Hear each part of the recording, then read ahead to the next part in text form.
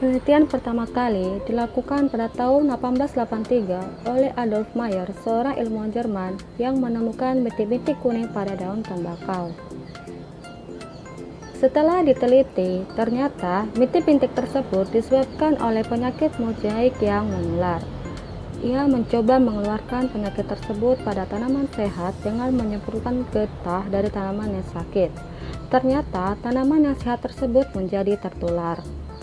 Selain itu, ia juga menyelidiki mikrobia pada getah tanaman yang ditulari, tetapi ia tidak menemukan apapun. Berdasarkan penelitian tersebut, ia menyimpulkan bahwa penyebab penyakit mozaik yang ditandai dengan adanya bintik kuning ini berupa bakteri yang sangat kecil. Pendapat Meyer ini diuji kembali pada tahun 1892 oleh Dmitri Ivanovsky, seorang ilmuwan berkebangsaan Rusia. Ivanovsky menyaring ekstrak daun tembakau dengan saringan bakteri agar bakteri tidak lolos dan diperoleh filtrat daun tembakau. Selanjutnya, filtrat daun tembakau disemprotkan ke daun tembakau yang sehat dan ternyata daun tersebut tertular penyakit mozaik. Sama halnya dengan Meyer, Ivanovsky juga berkesimpulan bahwa penyakit mozaik pada tanaman tembakau adalah bakteri yang berukuran sangat kecil. Pada tahun 1935, ilmuwan Amerika Serikat W.M. Stanley berhasil mengisolasi dan mengkristalkan virus penyebab mozaik pada daun tembakau. Kemudian, Stanley memberi nama virus tobacco mozaik virus atau disebut sebagai TMV. Keberhasilannya mendorong semakin berkembangnya cabang biologi yang mempelajari tentang virus atau virologi.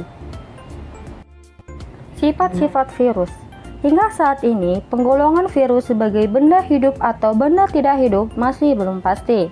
Virus disebut sebagai makhluk hidup karena mampu melakukan perbanyakan diri.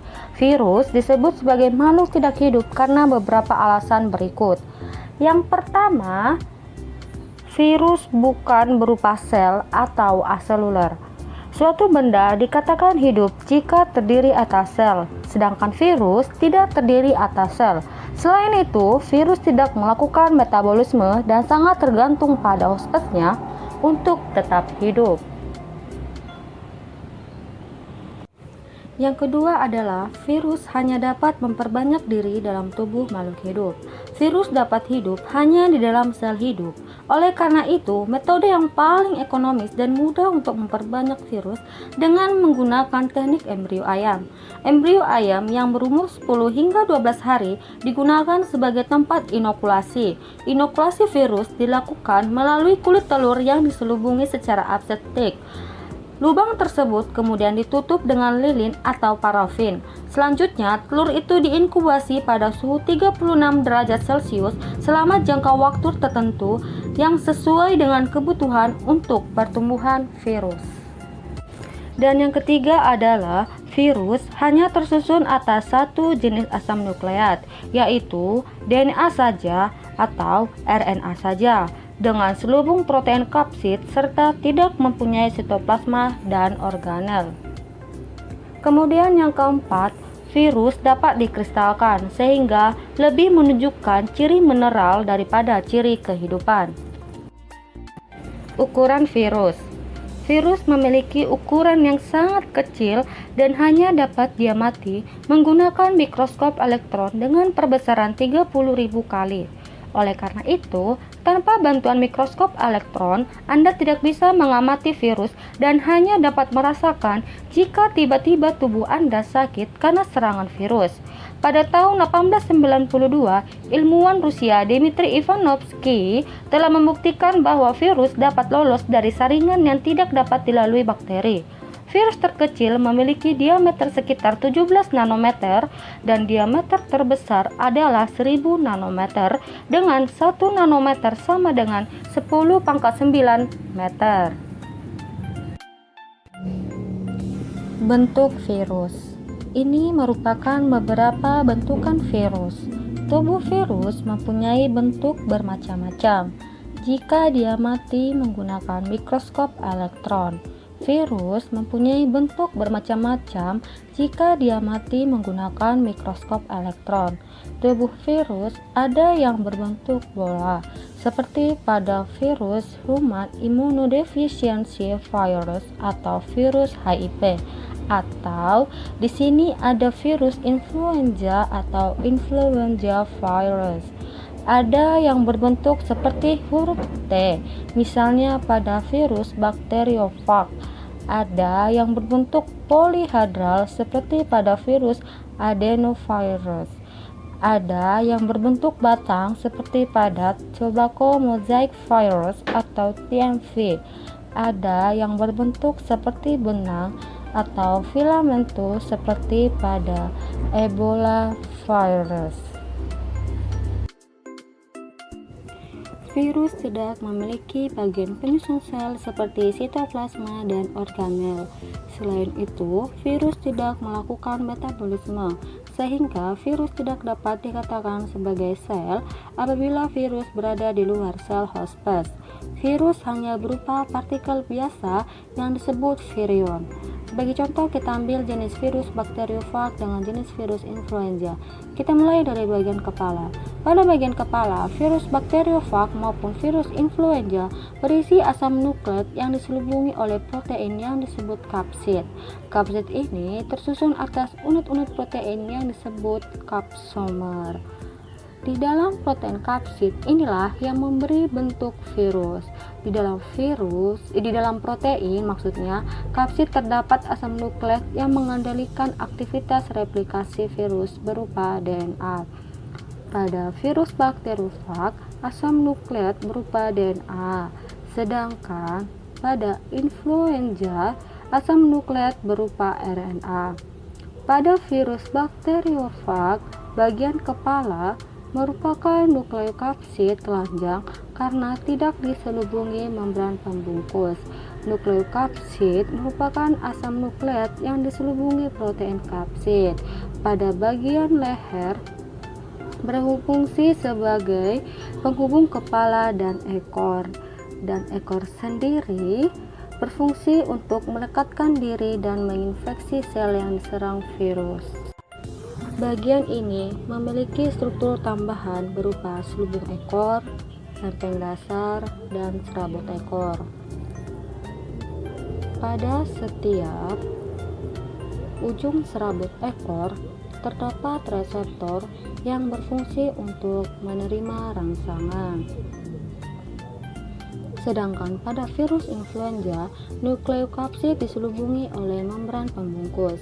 Selain itu, beberapa virus memiliki nukleokapsid yang diselubungi membran disebut sebagai sampul virus.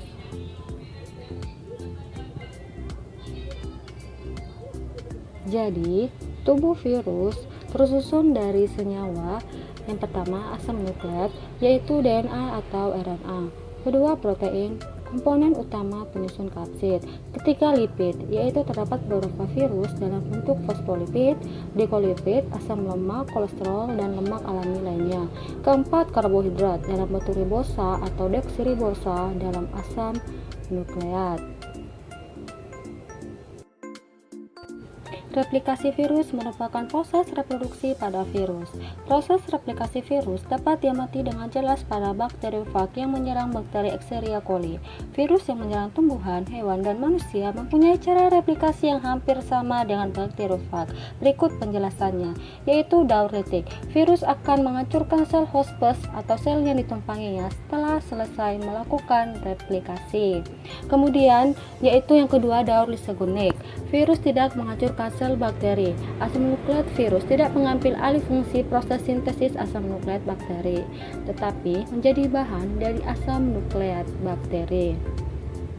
Pada daur litik terdapat beberapa tahap, yaitu adsorpsi, yaitu melekatnya ekor virus pada dinding sel bakteri. Kemudian penetrasi, yaitu ujung serabut ekor virus masuk dan menyatu dengan sel bakteri sehingga terbentuk saluran dari tubuh virus ke bakteri. Melalui saluran ini, virus memasukkan materi genetiknya ke dalam sel bakteri. Kemudian eklifase merupakan virus mengambil alih perlengkapan metabolik pada sel bakteri.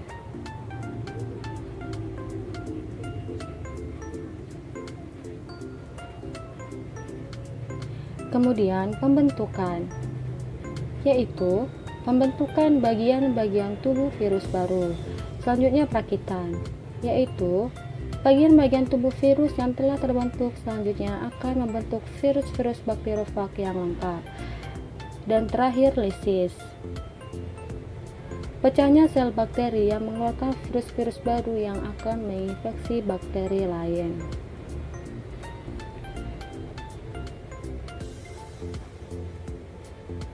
Yang kedua yaitu daur lisogenik yang terdiri atas tahap absorpsi, penetrasi, yang prosesnya sama dengan daur litik. Kemudian penggabungan, yaitu asam nukleat virus bergabung dengan asam nukleat bakteri. Gabungan kedua asam nukleat ini disebut profag. Selanjutnya pembelahan, yaitu pada saat bakteri membelah diri, profag ikut membelah sehingga menghasilkan bakteri-bakteri yang mengandung profag.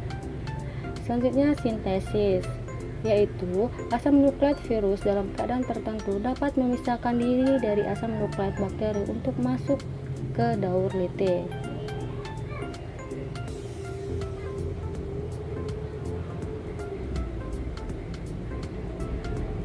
Selanjutnya yaitu perakitan dan lisis, di mana prosesnya sama dengan daur litik.